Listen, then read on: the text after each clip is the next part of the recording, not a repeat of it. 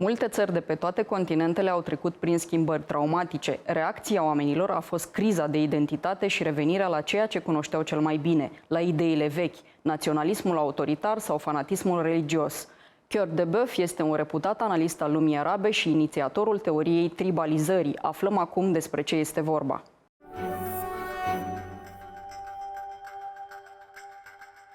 Bătălia dintre nou și vechi, așa am putea descrie conflictul continuu dintre vest și Orientul Mijlociu și apropiat. De o parte sunt cei care susțin globalizarea, interacțiunea între oameni pe cât mai multe niveluri pentru o evoluție generală, economică și culturală. De cealaltă parte sunt adepții unei vieți tribale, închisă, condusă după reguli rigide, care refuză progresul. You have a new theory about the fact that the world is going to tribalization instead of globalization. Can you explain more about this theory? Well, I noticed that there's some studies about how far or how fast the world is globalizing, and the latest study of some Swiss institutes is that since 2007 the world stopped globalizing, so it's a stagnation of globalization. And I was wondering how did that come, because that is before the financial and economic crisis. And what I found out, or my hypothesis, is that lots of countries and continents have seen traumatic experiences, and people react to these traumatic experiences with a crisis, a kind of identity crisis. And as a result, what they do is going back to what they know best, which is old ideas, what I call old tribes, which can be authoritarian nationalism or religious fanaticism. And I believe that is what is going on in the Arab world, where we see both trends very clearly. What is going on in Russia, where they still have this trauma of the Soviet Union, that they were big and strong, and now that they're not big and strong anymore, and that it leads to kind of nationalism, to inward-looking tribal behavior that is very worrying. We see it in Europe as well, I mean, where nationalists are gaining ground day after day. And what is most worrying is that the period in which also globalization was stagnating, and so authoritarian nationalism and religious fanaticism became very apparent, were in the 1930s, which led us to, of course, the Second World War and so forth, so the most dramatic war ever in our history. So I just want to say this is the same trends that we are seeing, and yeah, we should try to do something about it. Riscul dezvoltării naționalismului în cazul societăților civilizate are un echivalent în mijlocul societăților tribale, accentuarea fundamentalismului religios. What will follow to that? Well, I mean, the problem with these trends, what I call tribalization, is that it's normally going from worse to worse, and the first thing I would like to obtain with the analysis I have written is that I will want to try to people to just agree with, like, okay, things are going wrong, so just realizing that this is the case, I think, is the first big step. So what to do afterwards, I mean that's the next step. So, but I think the first step is realizing that something is going wrong. And I mean, if we look to the world politics today, I mean, I think we all agree that things are not getting better, but are getting worse. So, and the question is, well, where will this end? So, well, nobody seems to stop. I mean, everybody is getting the idea, but nobody seems to react to this idea.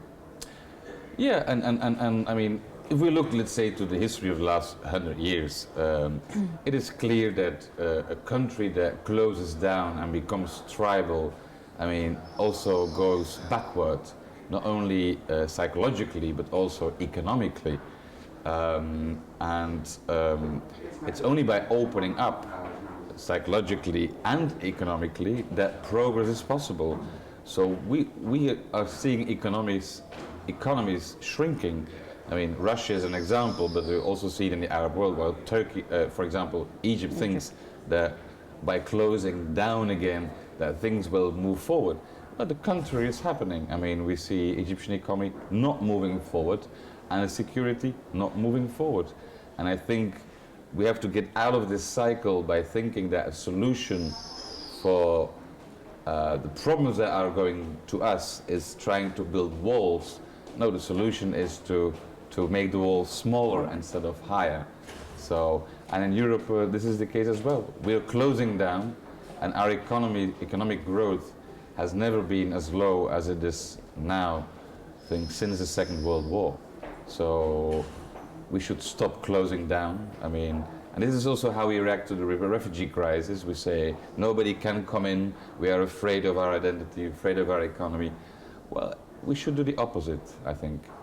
Primăvara arabă este studiul de caz perfect pentru a demonstra războiul între grupările tribale. Schimbările dorite de grupuri mici în cadrul unor societăți conservatoare sunt de cele mai multe ori respinse cu putere de majoritate.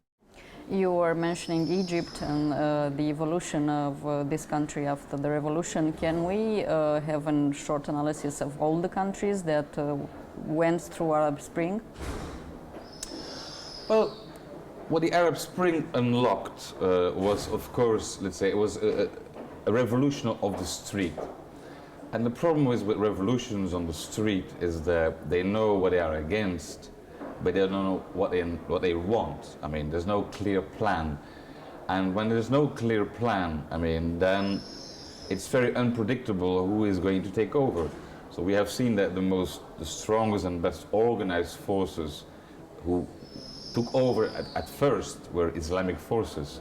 In Egypt, the Muslim Brotherhood, in Tunisia, Ennahda. And that's the reason why in other countries they say we're going to trying to stop this. And in trying to stop this, we had this authoritarian nationalism coming back. And I mean, we see in Egypt right now this authoritarian nationalism, the old regime people that are coming back. In Tunisia, it went much better because they used dialogue, by which we have a mixture of new people and of old people, which is why Tunisia has the biggest chance of success. In Libya, it were in fact the new people that won the elections against Islamic forces, but then they were forced out by force, supported by Qatar and Turkey. Syria is a different story because, I mean, Syria, the revolution, let's say, never really succeeded, so it turned into right now in a completely civil war. Why it did not succeed? Because Assad learned from Tunisia, from Libya and from Egypt that going away would not be good for him, so that he would try to bomb and kill as many people as possible. So is what we are seeing now. I mean, in general, the Arab world, I mean, is lacking new ideas. I mean, they seem to have this choice between Islamic governments and authoritarian governments, while there is a small group that knows that the only way forward will be also open, liberal, democratic governments. But these groups are rather small, and the problem is that they are looking for support from the European side, because we are their first partner, and we have closed the door. We haven't done anything at all. Not in Libya, not in Tunisia, not in Egypt, not in Syria. And I think that's pretty dreadful. Siria este acum problema pentru care nimeni nu are o rezolvare. Sunt în derulare negocieri de pace, dar pentru moment niciuna dintre părțile implicate în conflict nu cedează, iar prelungirea conflictului are cel puțin două rezultate clare: extinderea ISIS și accentuarea crizei umanitare a refugiaților. What do you think it would be the end in Syria? Who is going to solve the situation? The Russians, the Americans, the people itself? Well, if we look a little bit back, I mean, basically Syria was an Assad regime against a diverse group of rebels. I've met many different kind of rebels, and they're very, very good people among them. I mean, quite a lot. And they asked for support to stop the bombing, to protect the people. And we have refused that. And then it was predictable that refusing to help those people who are wanting what we want, an open and free Syria for everyone, that it would make two forces stronger, Assad and Islamists. Now we have three big forces. We have Islamists, we have Assad, and we have the rebels. Assad is not attacking the Islamists. Assad is only attacking the rebels, and the rebels are fighting ISIS and are fighting Assad. What is Russia doing in Syria? I mean, Russia has only one goal, and that goal is to make sure that Assad, their only partner, real partner in fact, in the region, is staying in place. And what they try to do is, in my opinion, exactly what they have done in Crimea and Donbass, in Transnistria, Abkhazia, South Ossetia. Conflict. Creating a vassal state, a frozen conflict, a partner, state. And whoever criminal that partner is not important. I mean, so what they are doing now is attacking everyone who is not in favor of Assad in that region, in that vassal state, going from Damascus over Homs, Hama, Latakia and Tartus. So creating this little state. If we look to the last 25 years, I mean, let's say since Russia is not the Soviet Union anymore, Russia has not tried to solve any problem. The only thing Russia has done is create problems. So the war in Syria will never end? It would be just another frozen conflict and the rest will be ISIS? We will have, let's say, 4 Syrias. The one is the center vassal state of Assad. Then there's the rebel state, which is in the north and the south. Where the then you have parts of ISIS, and then you have Kurdish parts. Yeah.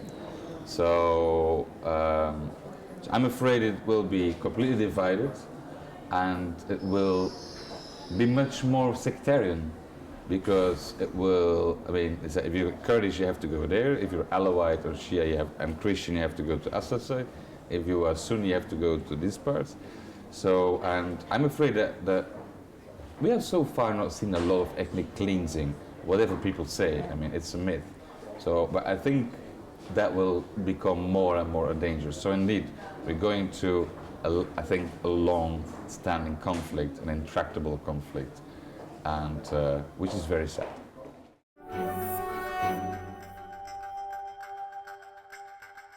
Ediția de astăzi se încheie aici, dar rămânem în continuare online pe pagina de Facebook și pe contul de Twitter al emisiunii. Ne revedem sâmbătă viitoare de la ora obișnuită 22:30. La revedere!